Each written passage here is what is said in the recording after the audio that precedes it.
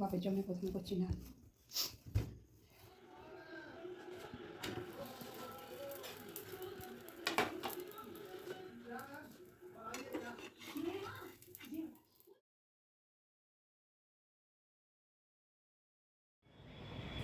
High, good morning. কেমন আছে বলো তো সবাই? অনেক দিন পরে আবার একটা লং ভিডিও নিয়ে এসেছি। ছাদে উঠে ভীষণ বোর হচ্ছিলাম, গান শুনছিলাম ফার্স্টে, দেন মনে হলো যে ক্যামেরাটা ওপেন করা যাক, তোমাদের সাথে একটু কথা বলা যাক। আর ডেলি ব্লগ দেখানোর মতো কিছু নেই আমার, সারাদিন খাওয়া শোয়া, কী বা দেখবো, কী বা দেখাবো। তো যাই হোক, আজকে এই ব্লগটা করার মেন রিজন হচ্ছে মা আজকে একটা বিশাল ভালো রান্না করছে।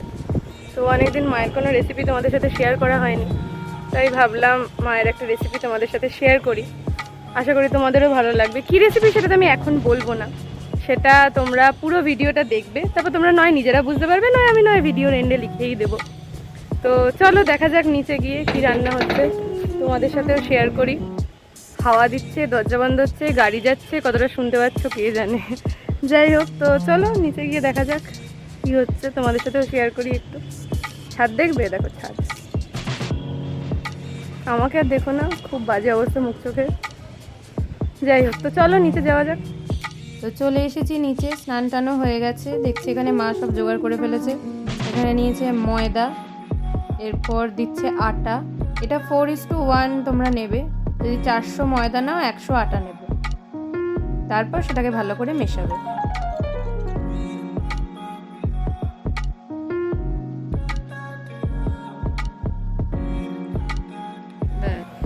এবার এর মধ্যে যাবে একটু টক দই। এখানে 2 চামচ দেওয়া হয়েছে, তোমরা তোমাদের সুবিধা মতো নেবে যতটা আটা ময়দা থাকে।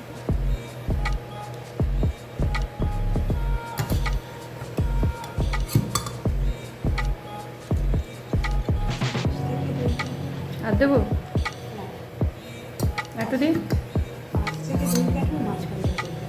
আমি তো দেখতে পাচ্ছি, আমি ক্যামেরা দিয়ে দিচ্ছি।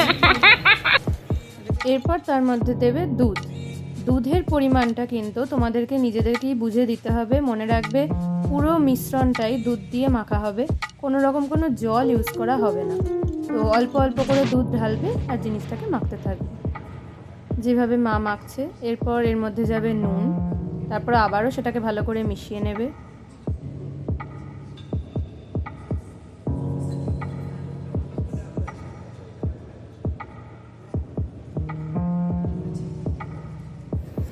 আমাদের বাড়িতে নেসকফির কৌটোয় চিনি থাকে গাইস। নেসকফির কৌটোর মধ্যে আমরা চিনি রাখি। যাই হোক, সেটা বড় কথা না। হ্যাঁ, খাবার সোডা দেবো, আগে চিনিটা দাও।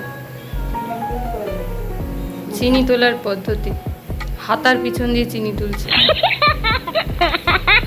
দেখো দেখো অবস্থা। হ্যাঁ হ্যাঁ, গুঁড়ো চিনি, ঠিক আছে।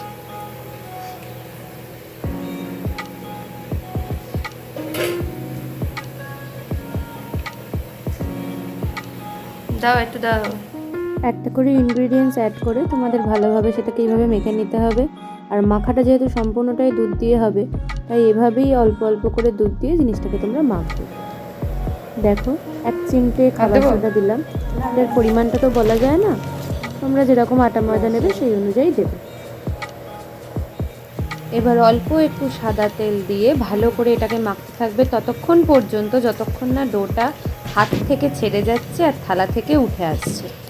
এই যে আর্টিস্ট, আর এই যে আর্টিস্ট আর্ট।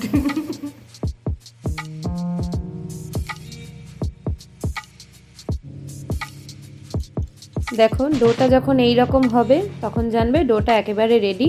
এর ওপর দিয়ে আবার একটু সাদা তেল ছড়িয়ে তোমাদের ডোটাকে রেখে দিতে হবে যতটা সময় পারা যায়। আমাদের হাতে টাইম কম ছিল, আমরা 1/2 ঘন্টা রেখেছিলাম।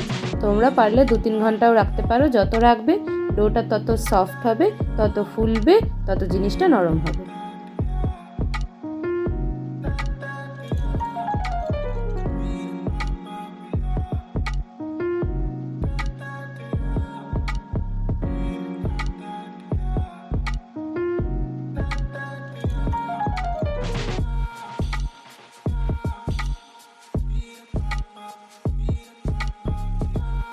দেখো আধ ঘন্টা রাখার পরই ডোটা ঠিক কতখানি সফট হয়ে গেছে আশা করি তোমরা বুঝতে পারছো। তবে লেচি কাটার আগে কিন্তু মা যেভাবে ঠেসছে সেইভাবেই তোমাদের ভালো করে এই ডোটাকে ঠেসে নিতে হবে, তারপর লেচিটা কাটবে। এবার লেচি কাটার ব্যাপারে বলে রাখি, তোমাদের লেচিটা একটু বড় বড় কাটতে হবে আর একটু মোটা করে বেলতে হবে। যদি মোটা করে না বেলো তাহলে কিন্তু জিনিসটা ভালো হবে না, ভালো করে ফুলবে না, ফ্লাফি আর ক্রিস্পি হবে না।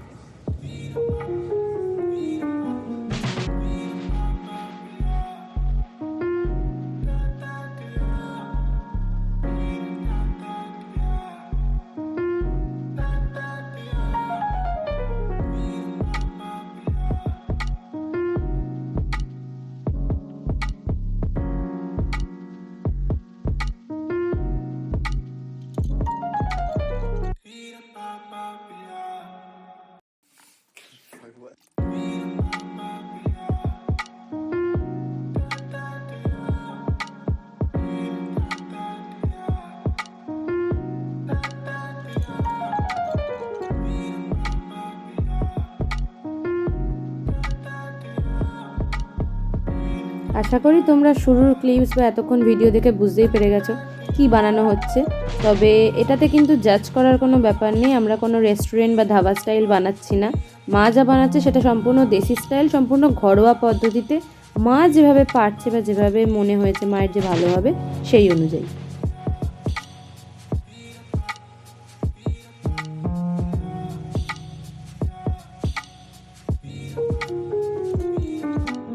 এখানে একটা কথা বলে রাখি, চপার বোর্ডে কেন বেলা হচ্ছে তাই নিয়ে অনেকেই কমেন্ট করতে পারো। তো চাকিটাই আমাদের বাড়িতে একটু প্রবলেম হচ্ছিল, তাই চপার বোর্ডে বেলা হচ্ছে। তোমরাও চাইলে ট্রাই করে দেখতে পারো, কোনো অসুবিধা হয় না যদি এরকম কাঠের প্লেন কোনো জায়গা হয়, বা অনেকে তো স্ল্যাপেও বেলে। তো প্লিজ ডোন্ট জাজ আস।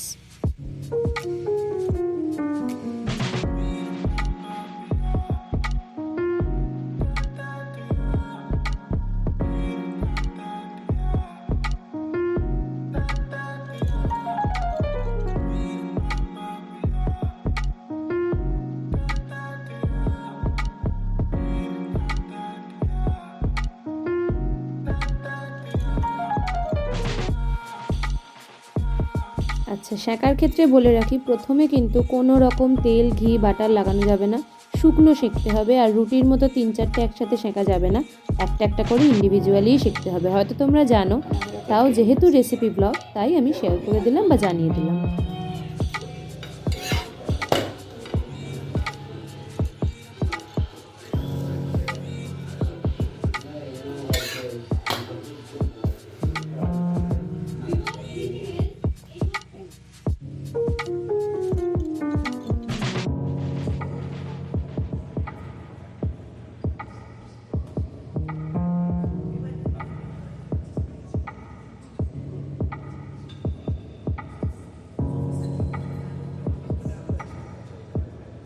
এভাবে একটা পিঠে বাটার ব্রাশ করে তলার পিঠটা হতে দিতে হবে। তারপর যখন দেখবে ওপরটায় হালকা ব্রাউন বা লালচে রং ধরে যাচ্ছে, তখন সেই পিঠটা উল্টে অপর পিঠে আবার বাটার ব্রাশ করতে হবে। কৌটোয় কতটা বাটার আছে সেটাতে ফোকাস করো না, কীভাবে মা বানাচ্ছে সেটাতে ফোকাস করো। আই থিঙ্ক সেটাই বেটার।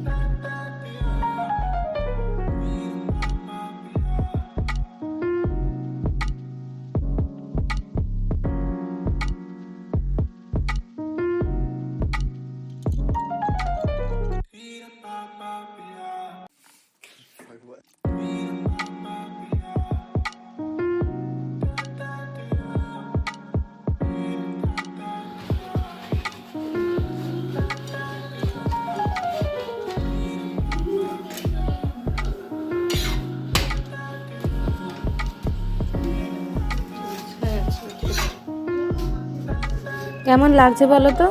অবশ্যই কিন্তু কমেন্ট করে জানাবে। অনেক কষ্ট করে মা এটা বানাচ্ছে, আর এই প্রথমবার মা বাড়িতে বানাচ্ছে কোনো রকম রেসিপি ফলো না করে নিজের আইডিয়ায়। তাই কেমন লাগলো ওইটা অবশ্যই জানাবে। কিন্তু নকুল ভাই চুল আছে। এদিকে সরে এসো, তাহলে তুমি আসবে। এই বাবা, নকুল ভাই চুল আছে কিন্তু। হাই। নকুল ভাই চুল তুলিস না। ও ঠিক আছে। এই বাবা, আমার হাতটা তুলে দে। না না। আচ্ছা, মনে হতে পারে কমপ্লিট হয়ে যাওয়ার পর কেন বাটার ব্রাশ করা হচ্ছে। এটার কারণ আমরা সঙ্গে সঙ্গে তো সবসময় খেতে পারি না, একটু দেরি হতেই পারে। ঠান্ডা হয়ে গেলে যাতে নানগুলো ঠান্ডা হয়ে শক্ত না হয়ে যায়, তাই জন্য ওপর দিয়ে বাটার ব্রাশ করে দিচ্ছি, যাতে কিছুটা সময় হলেও এটা সফট থাকে।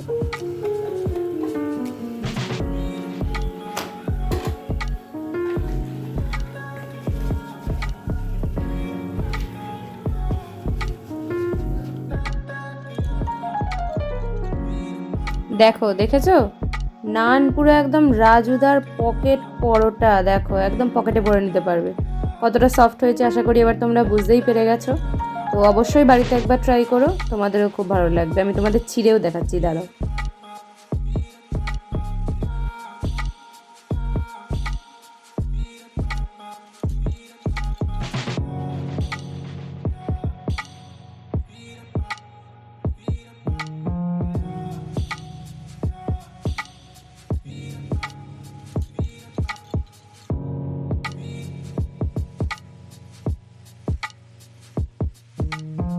সেদিন নানের সাথে ছিল চানা মশলা। তোমাদের যদি চানা মশলার রেসিপি লাগে অবশ্যই কমেন্ট করবে। আমি পরের ভিডিওতে নিশ্চয়ই মায়ের এই চানা মশলার রেসিপিটা তোমাদের সাথে শেয়ার করব। তো চলো, আজকের মতো এটুকুই। এই খাবারটা আমরা এনজয় করি, আর তোমরা কেমন লাগলো সেটা জানাবে ছোট্ট একটা কমেন্ট করে। ওকে, তো চলো, সবাই খুব ভালো থেকো, সুস্থ থেকো। আজ আসি, দেখা হবে পরের একটা ব্লগে। টাটা।